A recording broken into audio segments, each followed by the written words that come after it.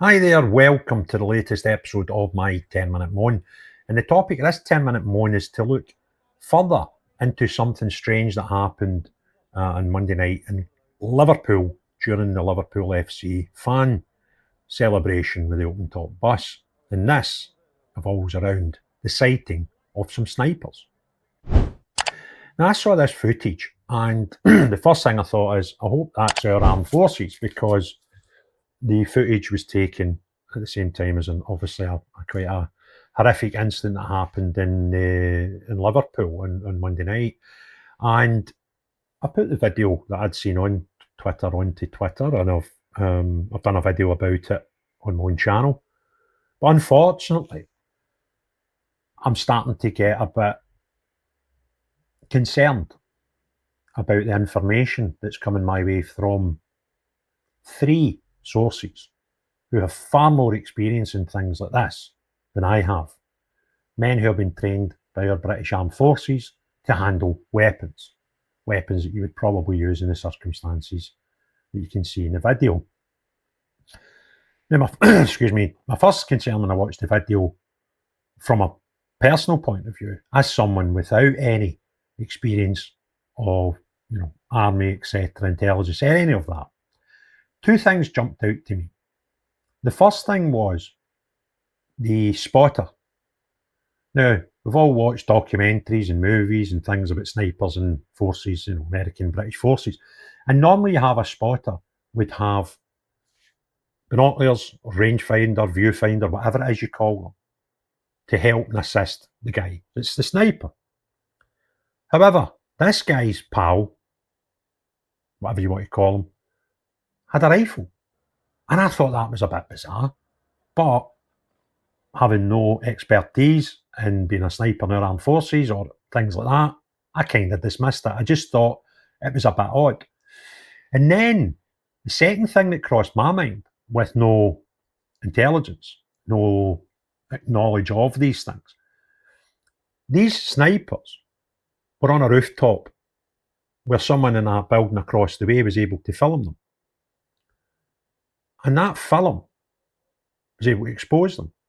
And I thought, well, why are they not just on top of the building that's filming them? Because that's obviously a higher vantage point, and obviously the roof would be above the person taking the video, and they would have been out of sight of more people with probably the same, view in front of them of the same street, just from the different side of the street.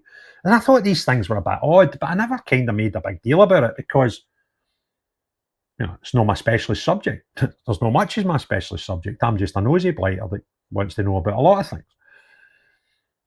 But since then, I've spoke to three different people who, without getting into their personal situations, every single last one of them has got far more experience, armed force experience, handling weapons, and 2 out of 3 trained to be snipers.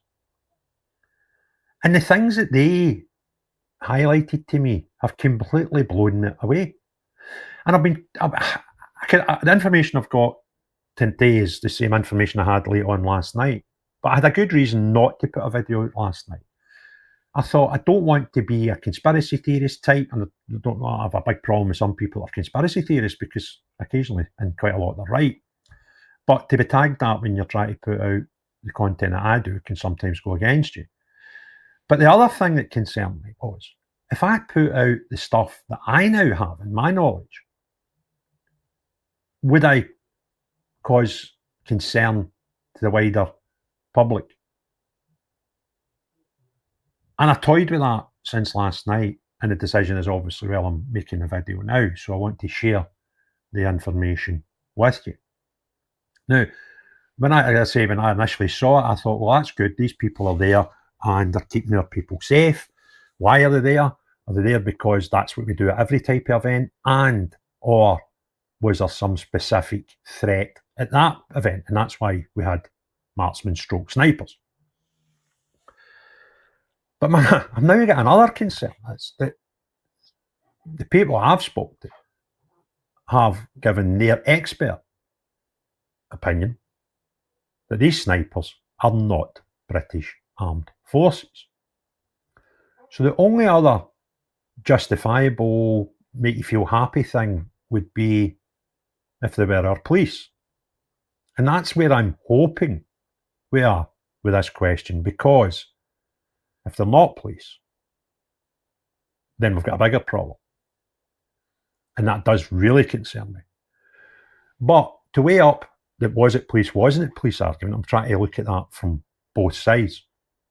And the police did say in a statement that they did have armed presence there. They didn't say they had snipers on the roof. They just said they had armed presence there, and it's a thing that they've been doing quite a lot of, unbeknown to the public. And I can kind of understand why. And, you know, we don't need to know every single movement of the forces or special forces or our armed police. But they weren't specific that that was, in the video, police. And the stuff that concerns me to suggest it might not be, and again, I'm not trying to scare people, I'm just trying to enlighten people and, you know, share the knowledge that I have, is the rifles that they used and the get-up they were in. And again, this is not me because I'm not knowledgeable about these things, but apparently the rifle used, there was two things wrong with it. One, if you look carefully at the video, you'll see it's got some sort of shoulder strap dangling when the man's got it and up at his eyes, taking aim. You see it's got what looks like a leather or fabric strap that you'd normally put over your back, which I'm informed is not a weapon and not a way that you would carry a weapon if you were trained by our armed forces, or indeed the suggestion is the police marksman. Apparently police have marksmen, the army have snipers. And the rifle has been identified by one of my sources as being a hunting rifle, not used by the British Armed Forces, nor, in his belief, the British police. Staying up to date with events around the world can be difficult, where it's impossible to consult a single source for the full story. Narratives that shape public opinion often just reinforce media and corporate-backed vested interests. It's hard to know what information to trust. See what the media is exaggerating, sensationalising, over or under reporting. That's why I've been using Ground News. Ground News is an app and website that combines news from around the world in one place so you can compare coverage. For every news source, you can see if it has any political bias, how reliable the reporting is, and who owns them. They even have a blind spot feed that highlights news disproportionately covered by one side of the political spectrum. Take a data-driven view on the news and stay current. Get news from thousands of sources worldwide in one place. I've been using Ground News to help me get all the world's news in one place and give a more balanced opinion on what we read and viewing who is telling us the truth and who isn't. Subscribe via my link to get 40% off the Vantage subscription. It's the one I use to get unlimited access to every feature. Your subscription can not only help my channel, but also help Ground News, as it makes the media landscape more transparent. And I think, well, who were they? Now, I'm just hoping that the feedback I'm getting from people that know a lot better than me is wrong, and these people were police. The other things that you mentioned to me about the guys who have been trained to do such a thing is that even the way that they stand, the way they present the gun, the way that they hold themselves, the way that the the spotter, in one of the footage he's down in the kneeling position, and the other he's standing up like that. Apparently, if you're trained to handle weapons of such capacity, then these things would normally not be what you do. So my hope is putting this video out, other people start asking questions, and the hope is that somebody somewhere tells me and everybody else in the public that we don't need to know that police were there with armed weapons. That's fine, that's superb. We know that. But those people on their roofs were police. Now, I know the police have decided to have a different way of passing information on this particular incident. They feel that they had to deal with it differently and tell people the age and the skin colour of the guy or a person that they arrested. There's some debate whether or not the description given was the driver or somebody else that happened to be arrested, possibly trying to get to the driver. But the 53-year-old white man description's kind of baffling a few people, and we've seen footage of the guy driving the car who doesn't look as if he's as old as 53. But the police have already done a different type of information release with this, where they've basically put out stuff that they don't normally. So what I would hope that they can do is the same with this bit of the puzzle and say, see that video? That is definitely our police marksman. That would be fantastic. Because if we're not sure and we have a vacuum information, then people start asking questions, and quite rightly so.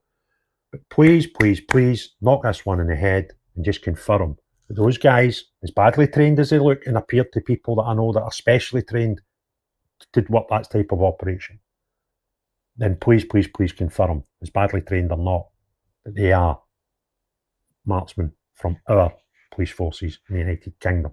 Thank you. If you want other people to see this video, click the thumbs up, put some comments below and hit the share button. If you've not already done so, please consider subscribing to the channel and hitting the notification bell, but most importantly of all, unless you're the type of person who may have been up in the roof with buildings and you're not a copper and definitely not armed forces, then not you. But everyone else, have a great day. Cheerio, bye now.